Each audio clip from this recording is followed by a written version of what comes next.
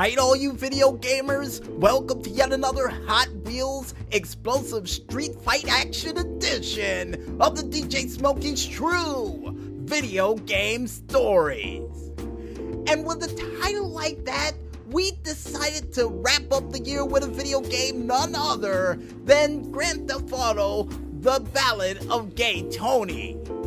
And out of all the DLCs for Grand Theft Auto 4, folks, this one has to have some of the most craziest and most explosive weaponry you will ever see in the Grand Theft Auto 4 series.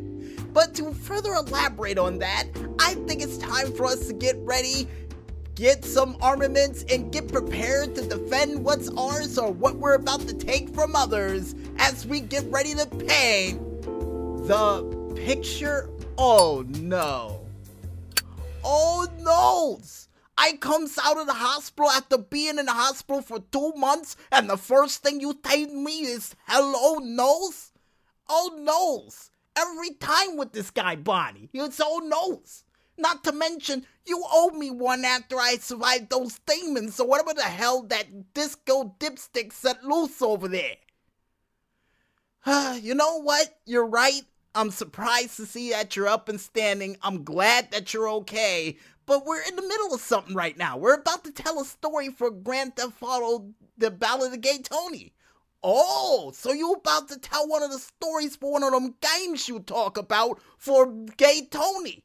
Oh, I know that guy personally. You don't need to say anything else. I'll take you from here. So all you bean counters that most likely got interrupted with a story that DJ Smokey only knew half the truth about, I'm gonna fill you in on all the rest of the details in between. So excuse me as I try to, gather myself to tell you this little story that he says from some game. What's wrong with him?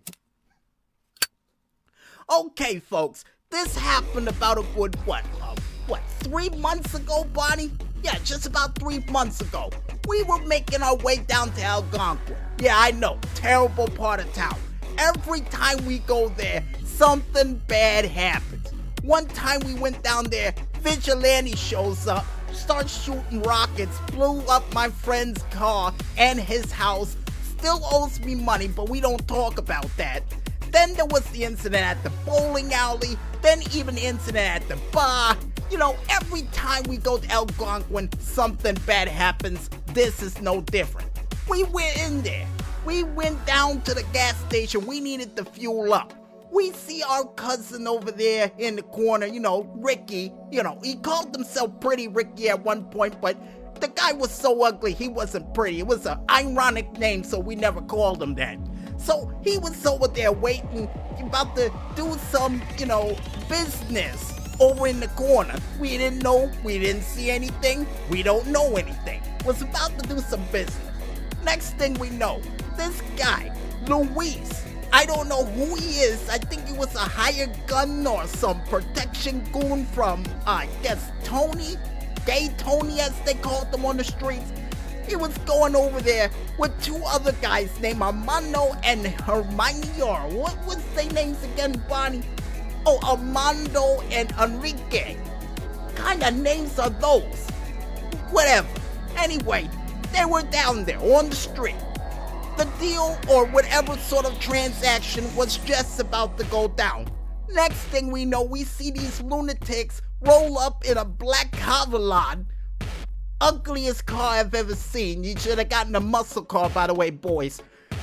Went out there, just started shooting shots back and forth at these guys. Just bang, bang, bang. I'm sitting over there at the gas station saying, Bonnie, we need to get out of here.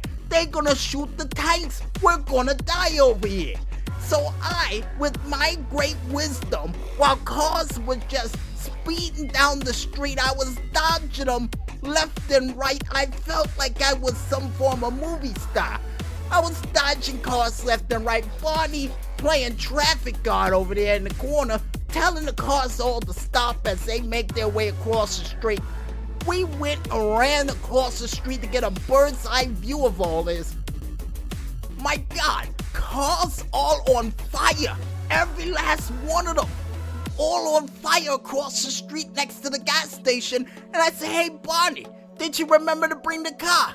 Barney looked at me with one of those looks on his face, and next thing I know, my classic 1962 Chevelle, best car I ever had, last gift my dad gave me, went up in a ball of fire.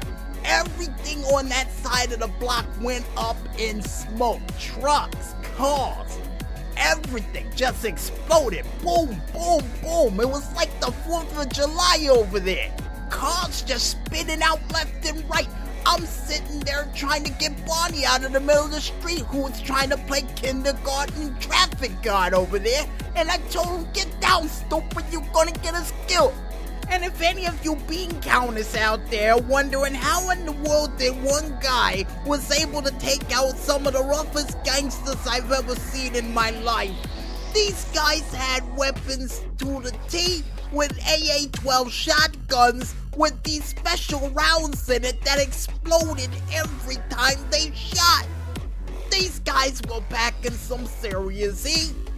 And speaking of heat, and that good movie by Al Pacino, greatest movie I've ever seen, that's when the cops started to show up. Next thing you know, they arrest everybody at the scene, but except for Luis, Armando, and Enrique, who all just got away in their black Escalade, flying down the street doing at least 95 miles per hour, which is impressive for Escalade, let me tell you. And then they decided to question us. I was sitting there saying, "What about my car? My car, my 1957 Chevelle. I love that thing to death. Last gift my father gave me before he passed away. May he rest in peace. I never could get another car like that again." But after the police was done questioning people, me and Bonnie stumbled on something a little out of the ordinary, if you know what I mean. We would end up going across the street over there where after the cops all got done sniffing around, and we would find this giant bag of money, $50,000 in that bag, unmarked bills, untouched by the oil. We decided to play good Samaritans and turned it in. Nobody asked any questions, and we got it back within a week. My car got fixed, day was perfect, and everything ended hunky-dory and peachy keen. I don't know what happened to that gas station though, but hey, I got my car back. And that wraps it up for another one of your little stories that you keep telling, DJ Smokey, which I have no understanding. But hey, best, worst day of my life. Back to you. Well, ladies and gentlemen, that wraps it up for another Hot Wheels Explosive Street Fighting Action Edition of the DJ Smokey's True Video Game Stories. Oh boy.